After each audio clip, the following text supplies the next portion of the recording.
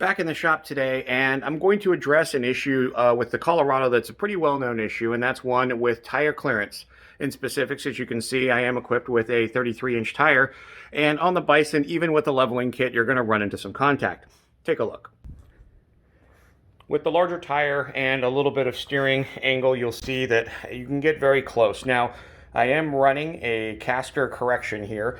I have shoved the lower control arm a little more forward to make clearance. However, while that is appropriate for the street and will get you through and maybe a little scrub on speed bumps, it doesn't take much compression off-road to really get that to make a lot of contact. Now, the 33-inch tire is in itself an issue, but I have complicated that by using a zero offset. A lot of the aftermarket wheels that you'll find are that zero offset, and you can see that in the poke that's out back. That additional angle out will give you more scrub angle, and that does actually create a larger arc, making more contact with the tire and the inner fender well. So today I'm going to address that with the AEV 33-inch tire trim kit. It's a pretty comprehensive kit. You are going to get some new closeouts for the areas we do cut out of the plastics, all new metal bracketry to mount the plastic so you don't have to worry about that flapping around. The complete hardware kit, if you're familiar with all the GM stuff, this is all the original equipment that you see on the vehicle. Of course, with all AEV products, you can go to their website to download the installation guide. Definitely important to do.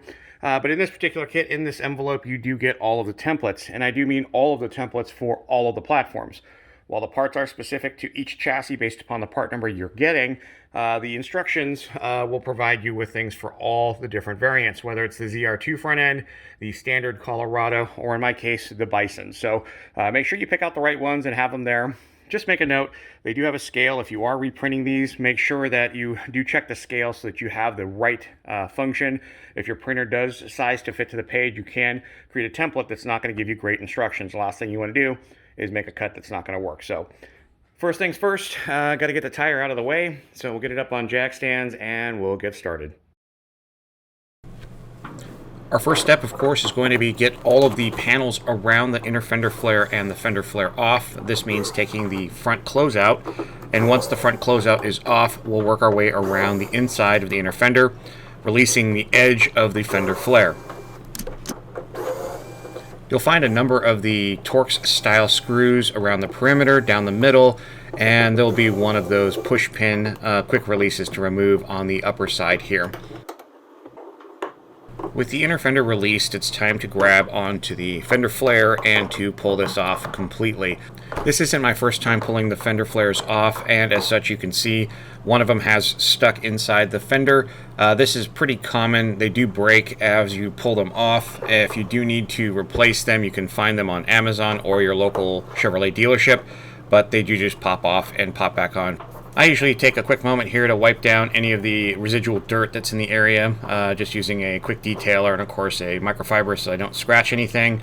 Next we have to remove the lower spat.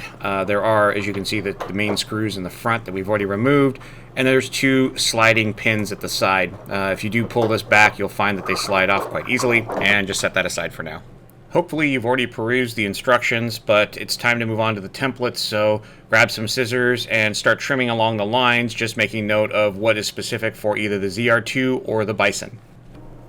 I'm going to start on the passenger side front, and using the template that's appropriate for that side, I'm going to line up the reference holes and the edges along the sides that they refer to on the actual template itself. If you take a minute and lay it out, you'll see that it just lays against the inside edge.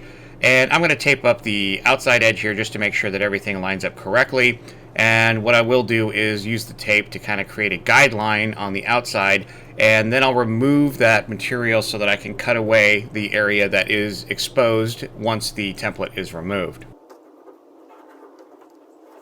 For the majority of the cutting, I am going to be using a low-speed cutoff wheel, and I'm just trying to make sure that I don't put too much heat into the paint and cause it to peel back, but just enough cutting speed to cut through and stay in control so that the blade doesn't jump and cause any further damage. When I got to the bottom, the material is much thicker, and you'll find that a larger cutoff wheel is adequate, but as you can see, the additional heat there, you're just going to have to be careful not to cause damage to the paint and the surrounding areas. With all the rough cuts done, I'm going to move in with my detail sander and smooth out the edges and get rid of any of the burrs or things that might exist there. One, I don't want to snag on anything. Number two, this is going to be a semi-exposed area where the bracket that we'll be putting in later does have to mate up against, so you want to make sure that it's nice and smooth. And as you can see, it did follow the template line pretty well. Next, I'm going to go ahead and put in the blind nuts into the provided AEV bracket.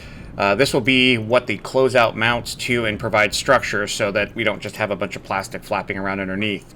And as you can see, what I'm doing here is a trial fit. I put it on the inside to kind of get an idea, and then on the outside to see how the inside area that we're going to remove has to be trimmed. Rather than just using the template or eyeballing it, I wanted to put the actual part up, and that's why I did the cut in 2 different phases. So once we get that tab cut off, we're going to remove that, and then I'm going to move in with my detail sander, and again, make sure that the area is nice and smooth and even, and we're going to test fit that bracket up there and prep it to drill some of the final mounting holes. So with everything fitted, we're going to go ahead and use a Sharpie, line up the middle hole, and then get the 3 holes on the outside marked, remove that, and then I'm going to use 2 stages of drills, using an 1/8 inch here as a pilot hole. I'll go ahead and do the 2 lower ones, and then the 1 upper. And then I'm going to switch to the 3/16 that's recommended for the final fitment and drill through that. Anytime I can, and especially where I'm working around thin material or where the bit can walk because there's movement such as on the fender, I like to use a pilot hole to get everything started and aligned before stepping up to the finishing hole size, which in this case is the 3/16 drill recommended by the instruction sheet.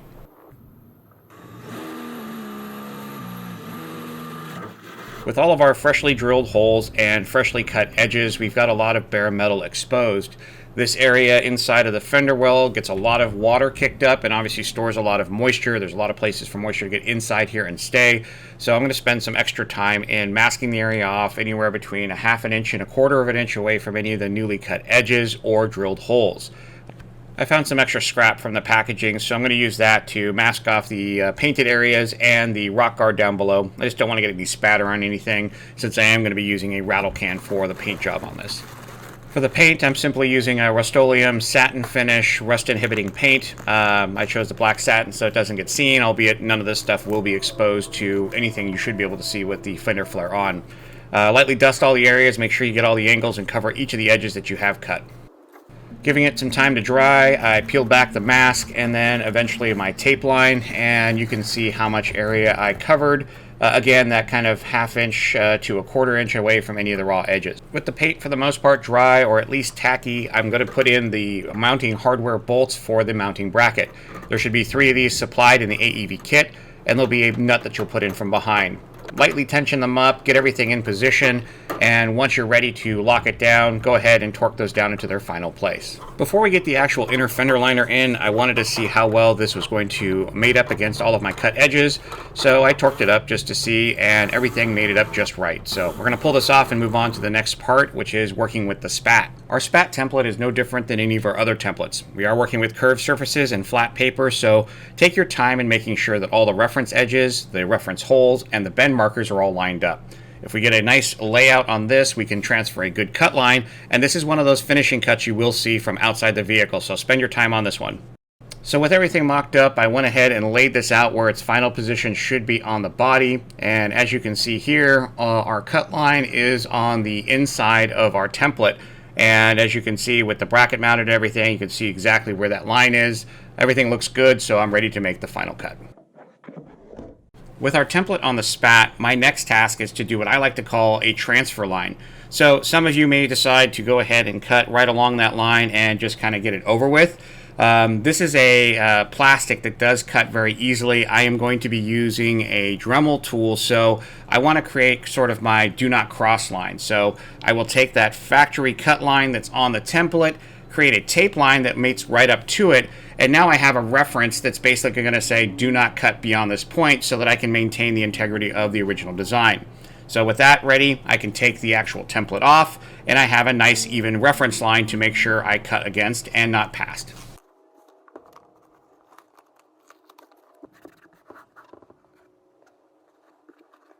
As you can see, I am using a Dremel tool to make the cut. This is your simple carbide blade. If you're familiar with cutting with plastics on this, the plastic does get hot and melt, so take your time. One of the other reasons you'll see that I've used my cutoff line the way I did is so that I can keep a little bit of distance between my actual blade and the finished cut line. I'm going to spend some time here with sanding to get that finished look I want, But I always find that if I'm going to make a cut, especially in a very soft material like this, with something that cuts as quick as a Dremel, it's a good idea to have a little bit of a margin left over so that I'm not cutting off too much material. As with any of the cutting that I do in this project, I will be doing it in two phases. I'll have my initial cut and I'll have some finishing to follow up. In this case, it's no different, but with plastic, it's that much more important. So here, I'm going to use my sander to get some of the rough edges off and get it down to where I'm happy with the overall finish. And when I'm happy I'm not going to remove more material, I'll take away my cut line and start doing some final dressing. I like to use an X-Acto to get some of the rough edges off, and then go back with the sander to do my final touch-up. This gives me the look I like, and eventually we'll finish off with a product that I'm going to be happy with on the vehicle. With the spat finish, we're ready to do the cutting on the Fender Flare. Now, the pictured one, of course, is the Bison, so if you have a ZR2, it'll look a little different. However, the process is the same. We're going to apply the template and do what I call make a transfer line, kind of my no-cut line, and then we're going to remove that template so that we can cut up to that line and not crossing it. It's a little bit more tricky with this one, so spend some time, as you'll see in a moment. Once you have your cut line set up, we're going to have some stuff on the inside edge that we're going to have to avoid.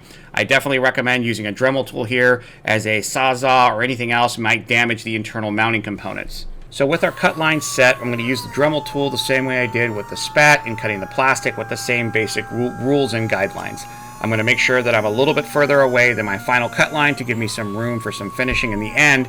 But when you get to a point where you're at right now, where you're just above that hole, kind of halfway through the top cut, you may notice that the blade sticks a little. There's a lot more material there, and if you flip to the bottom side, you'll see why.